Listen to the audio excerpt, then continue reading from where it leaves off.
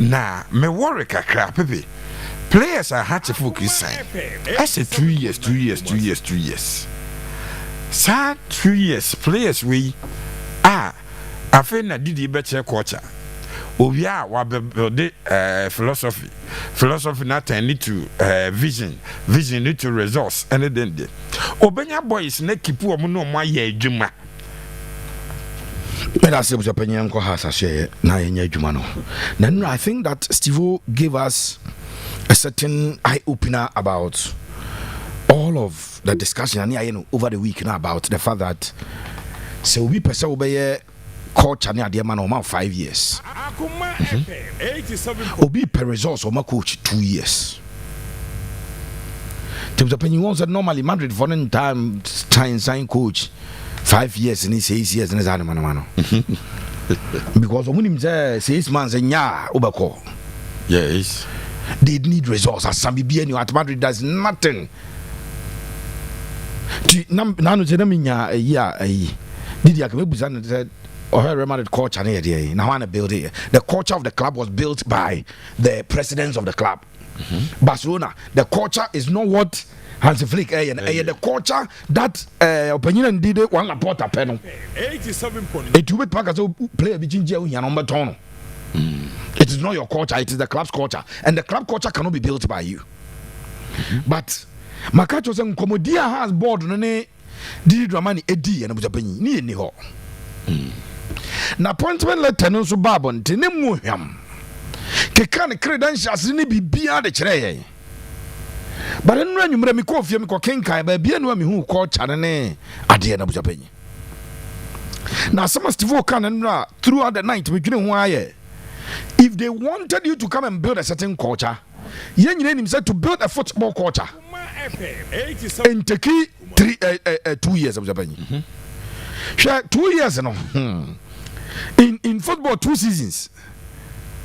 Udim say somebody in New York, Kamara Bayer. Almost second season of Japan. Yes. Almost 6 months. Otimi, no, Otimi, I negotiate with the permission of the club. Say, and then that's how 2 years are very short in football. 2 years, I don't know. Wow. Again, in 2 years of the pain, the culture has had to folk already. Can tell me, sir, how to folk sometimes it be you 6 coaches in 2 years. The culture has a folk, and sometimes they use 6 coaches in 2 years. And Makacho said fundamentally. Na has for sign twin adwene as na Steve kan so patch of Abrante sign no flyer no mo ye no fato so mame one see the lali da bi bia o mo twira asem no ba akro mo twira so ni o aha etiwe ye baba Adamu complete 2-year deal to us. Baba ye division 1 player bu Japan. Wow. And has a fan free golden cake. And was signed 2 years. Steve was here to say Sunday special. I partial. On the Sunday special, we be about 5 teams. Suppose born no to what man no mama can create no abo. Sometimes Bobby Okra say and she has a okotwe but we no ma pass it.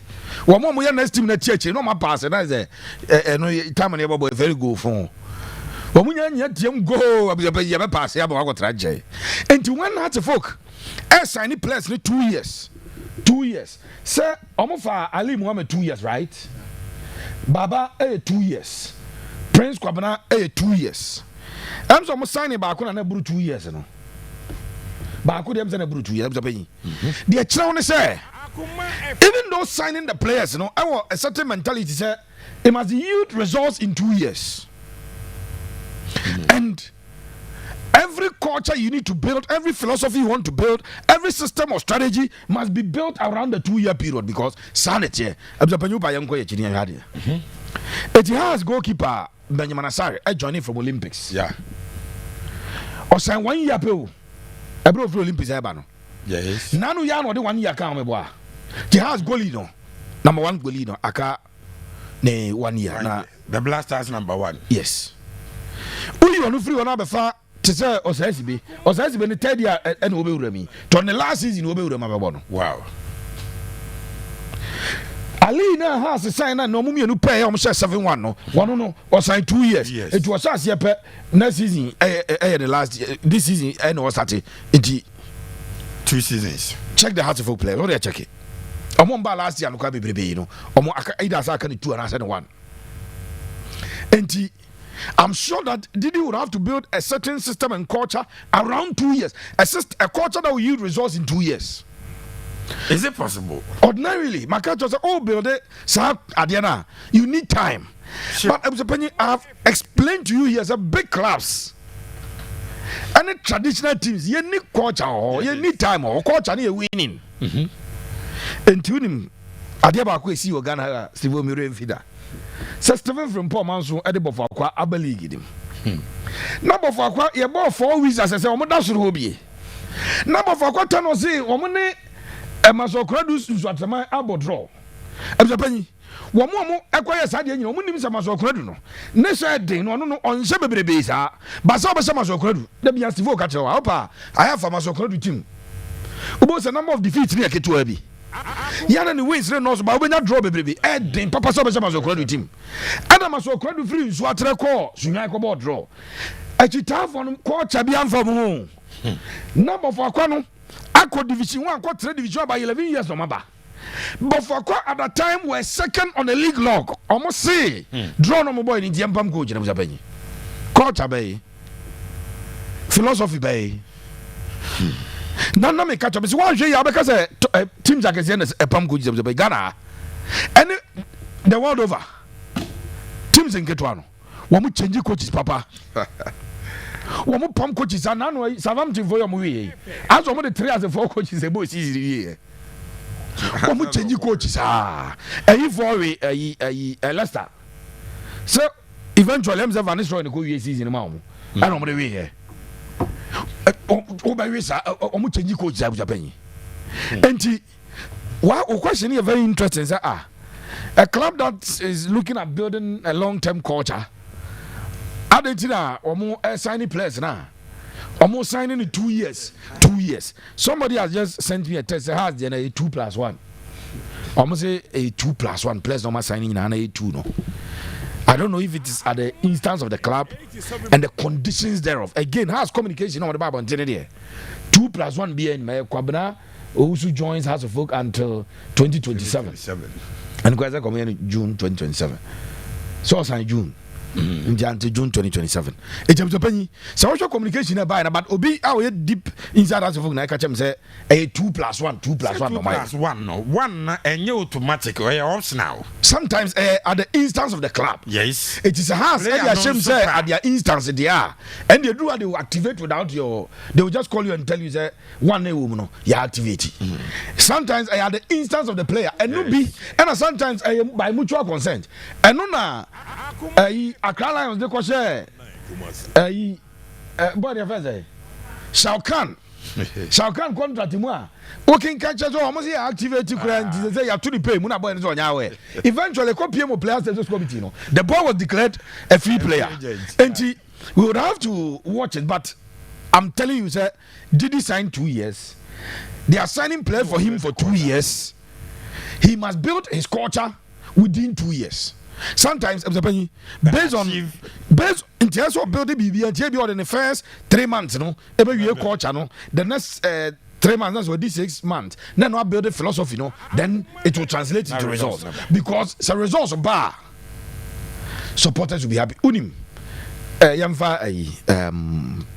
Pando out of Lions coach, but you for Oko Pando no more into building culture under. They were on the verge of being relegated. Yeah. In fact, people had condemned Pando out of Lions to relegation. Sure. When he said Pando out of Lions last day, and I'm surviving here. And no Nana Hussein, I was a Yamza Brekum, or Koji Panatio, Refi Baji Panati, Refi or Baby Japan. Oh, Aji. I got your penalty before Mokai. And I'm going to survive here. The following season, I'm the second or Ghana Premier League table. Nice one. What is the culture? Winning.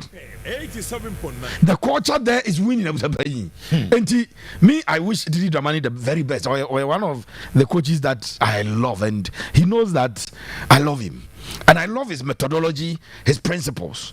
But the clear a message from Hearts of Folk for no. I know about and say. The ordinary Hearts of Folk supporter is not interested in the methodology, the processes, the encumbrances. They are just interested in winning and winning the titles for them. According to Kobe Jones, or here the NCC PRO has National Chapters Committee PRO. No, also the money man say, oh yeah, results. So we know at their mom.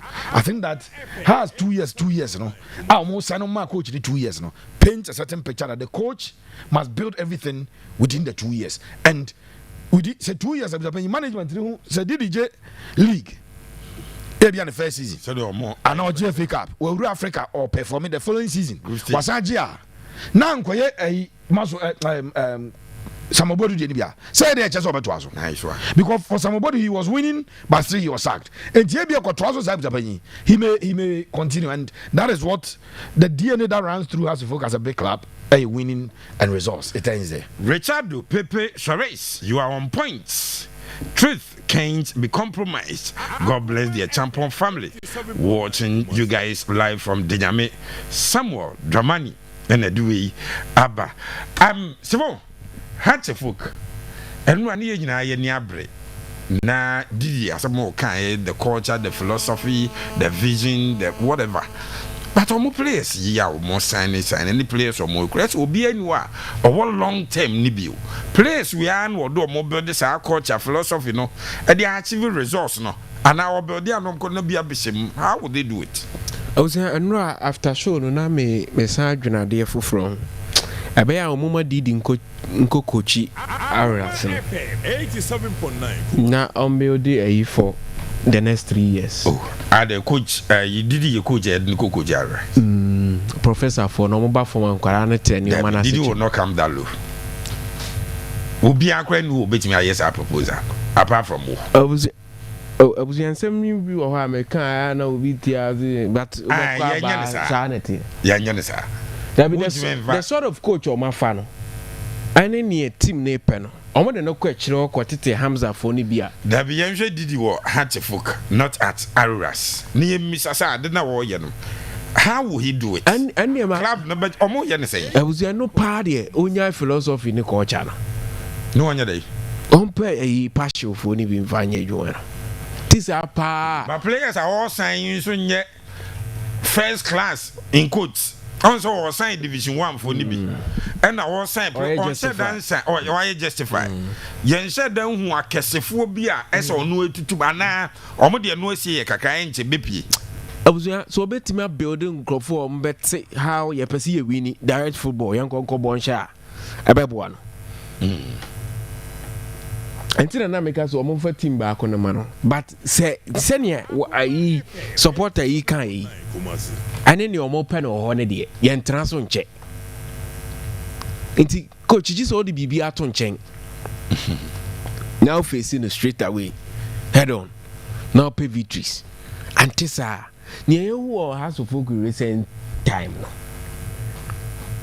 Because them say Watara not by halfway, and also so man or some about full season of BRC yet. To Watara no crowd more 2 years old. I was here. And I coach Abba. Me say the pressure now a house of folk no and you got to connect more pressure. The pressure no boils down from the fact that at the Mediamaji League, you know. And as some test in Swabeji League, and never be any go stars abeji. Into a him beam as uncle. Or more genius or FA Cup and count, and as I say, Kotokabeji FA Cup. Into they would need or more you got to connect as I can for me. Yes, and they need a trophy. They need a trophy. But coach now or my fan or the mrene in Juma because we brutal coach. Sam ready na me bisa no benya. So nyam ready players na. Or do more yes Juma. 2 years. Abuzia afeina eso a wo be extend na just o moko no bia. How is it 2 years no players o mako bi bobo 1 year pe. Obi mu wa ha o musuban no on performance ntie beje o mokwan yenim Ghana ha esi wo kotoko esi wo has esi wo other class bi wo Ghana bi ABC obeti ma bo 1 year na eja kwan musuban ne o performance ntie coach adwuma na den but my Canada say has the best coach in terms of the elite level coach omafa no recent times yi nyina coach elite but sani oye na adwuma no ne sani ne has for fans pen prempre and the boy bra kakra and trust me next season so be tough. Says here will be promising 1 million. Imagine see be started. No man now say wow beji Ghana League, you know, e bia wo je $400,000 abusua. O feel say be form. Competition e be o say now they go build the quarter. Yes, a very tough. A very tough by the Ghana League. So coach, Mr. So hwe say we mo ho na justify for betimi do ma baaji bibia. So be it. But when now the tempano can because club now they said baby or pay results. And you are a big coach and main person will be the most difficult job I offer in your career. Because that's how it's looking more like. The Don Stivo, good evening and how are you doing?